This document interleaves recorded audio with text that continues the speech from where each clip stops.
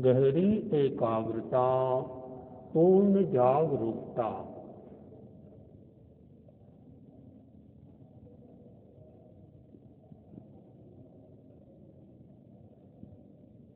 चित्त को नाभि पेट पर केंद्रित करें।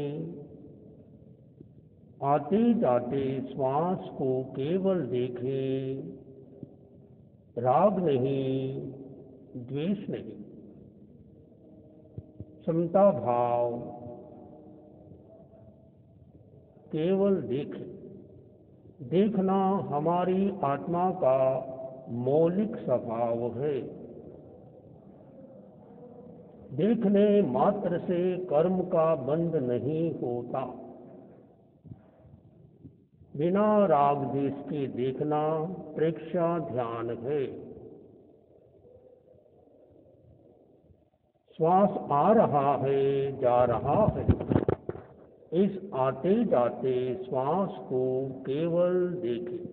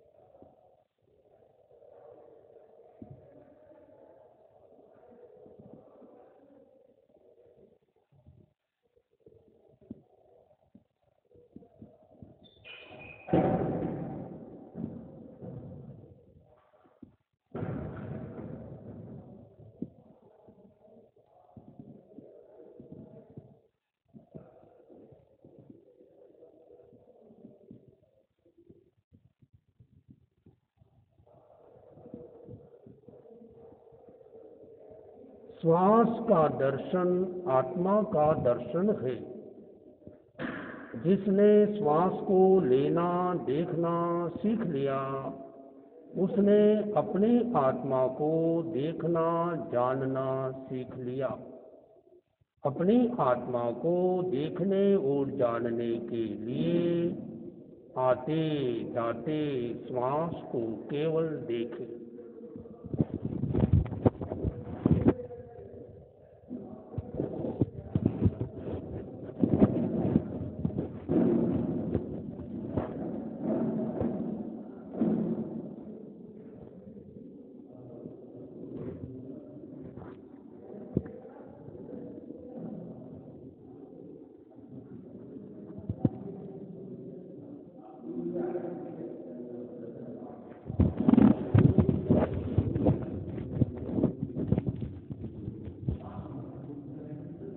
ओम शांति शांति।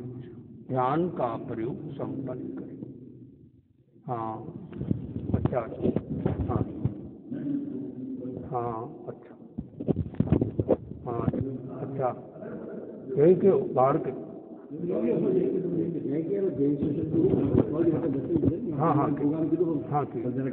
हाँ जीव देह के हिसाब से बनाए वाले। अच्छा, तो जीव देह तो जीव देह के लिए नई छोटी मेरी तरफ से 11,000 रुपये डाले। अच्छा, ऊपर कंपनी में मुट्ठी भी डाली, आपके दर्शन भी हो गए। लोग खड़े हो गए। हाँ हाँ। अभी ये अध्यक्ष है। अच्छा, 1 तारीख है। नाम क्या शांतिलाल जी। आपका नाम? मेरा नाम कन्हैयालाल नरवाल है। करण सिंह नरवाल। करण, हाँ मंगल। अरहंते शरणं पौज्यामि, सिद्धे शरणं पौज्यामि, साहु शरणं पौज्यामि, केवले पनत्तम धम्मम शरणं पौज्यामि। ओम शांति। हाँ बहुत अच्छी बात। हाँ आज शनिवार वो 2 से 3 वो कहीं गए हुए।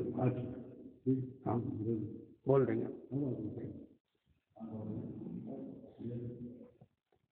ओम अरम।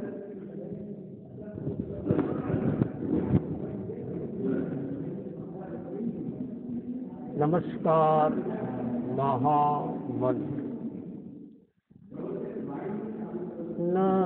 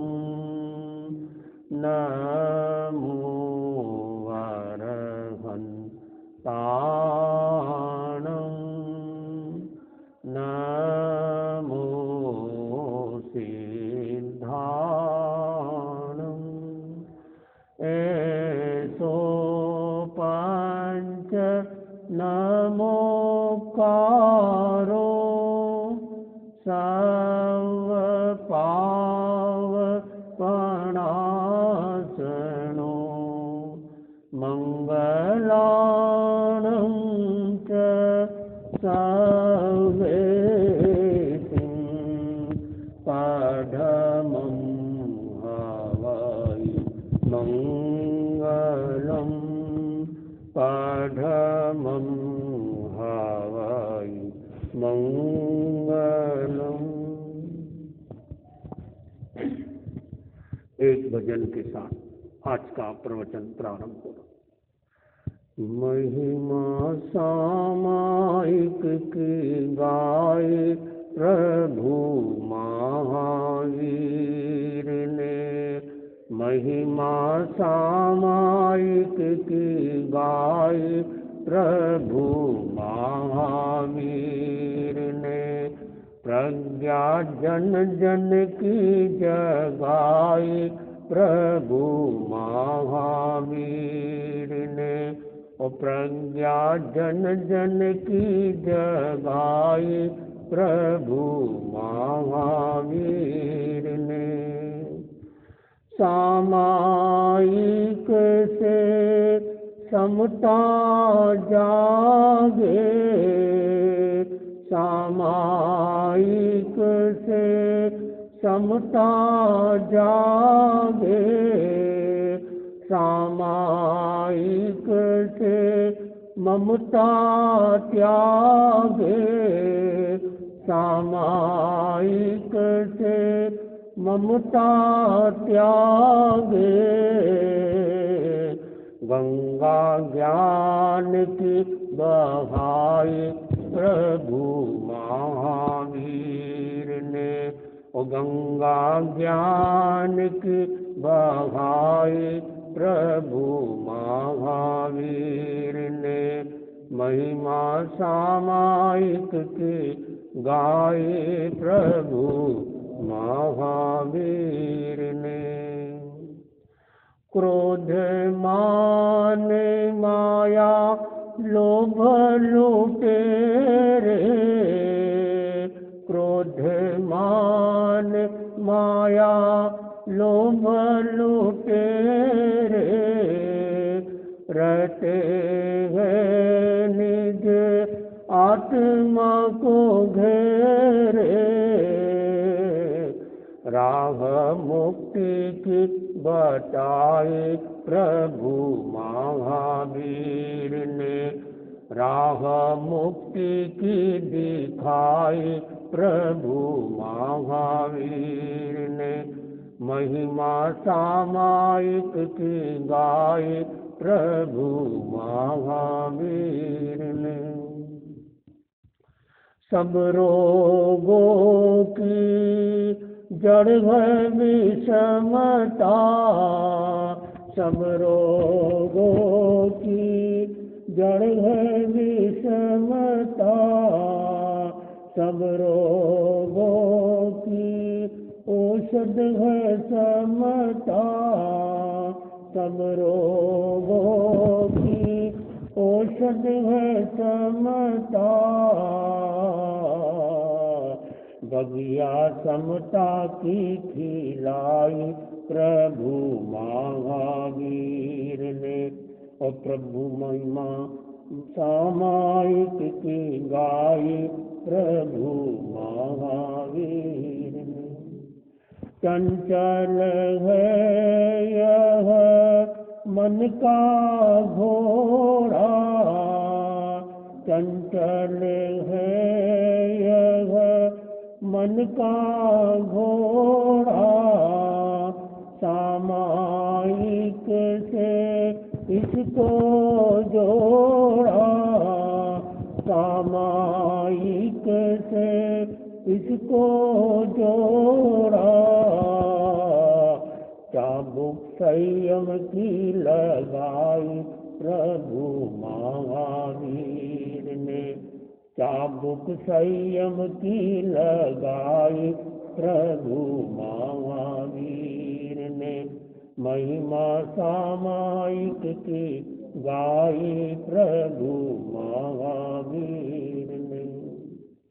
सामायिक करो मोल नहीं है, सामायिक करो मोल नहीं है, सामायिक करो तोल नहीं है,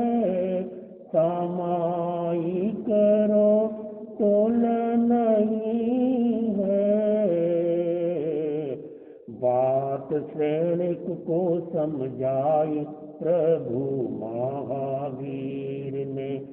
बात श्रेणिक को समझाई प्रभु महावीर ने। महिमा सामायिक की गाई प्रभु सामायिक में रमण करे हम। सामायिक में रमण करे हम। भव सिंधु को तरे हम। पार नावड़ी लगाई प्रभु महावीर ने। पार नावड़ी लगाई प्रभु महावीर ने। महिमा सामायिक की गाये प्रभु महावीर ने। श्रद्धा से नमन करे हम, तेरा अनुसरण करे हम। पल पल में स्मरण करे हम महावीर स्वामी। महावीर स्वामी। ओंकार बिंदु संयुक्तम नित्यं ध्यायन्ति योगिनः। कामदं मोक्षदं चैव ओंकाराय नमो नमः। ओंकाराय नमो नमः। चैत्ताभार्गं वासं चक्रवर्ती महिद्यो। संति संति करे लोभे पत्तो गई मनोत्तरम। आराध्य के पावन चरणों में वंदन। किसे आवाज आ रही? आवाज आ रही? अत्य विराजित शासन श्री मुनि श्री सुरेश कुमार जी स्वामी हरनावा, उनके परम सहयोगी संत मुनि श्री संबोध कुमार जी स्वामी मेढांस, धर्म प्रेमी भाइयों और बहनों, अभी आपने गीत में बात सुनी सामायिक के बारे में। समता सर्वभूतेषु संयम शुभ भावना आर्त रोध परित्याग्यासु सामायिकम व्रतम संस्कृत है। इसका मतलब है कि समता सर्वभूतेषु, सामायिक क्या है? सब प्राणी मात्र के प्रति समता का भाव, दो चार की छूट नहीं, सभी के प्रति, चाहे वो अपना हितैषी हो, चाहे द्वेषी हो, चाहे रागी हो, विरागी हो, अनुरागी हो, ज्ञानी हो, अज्ञानी हो, एक इंद्री का जीव हो, बेंद्री का जीव हो, तेंद्री का हो, चार इंद्री वाला हो, पांच इंद्री वाला हो, कोई भी प्राणी 84 लाख जीवों ने सभी के प्रति समता भाव। समता भाव का अर्थ है उसके प्रति न राग का भाव न द्वेष का भाव। इन आंखों से आदमी या तो राग की भावना से देखता है या द्वेष की भावना से देखता है। महिला हो अपने बच्चों को कभी राग कभी द्वेष, द्वेष के कारण कभी महिला माताएं बच्चों को चाटा मार देती और राग के कारण बच्चों को गले लगा लेती। गले लगाना राग है तो चाटा मारना द्वेष है। दोनों धर्म नहीं है। बच्चे का ज़्यादा लाड़ प्यार करना बच्चे को बिगाड़ देता है।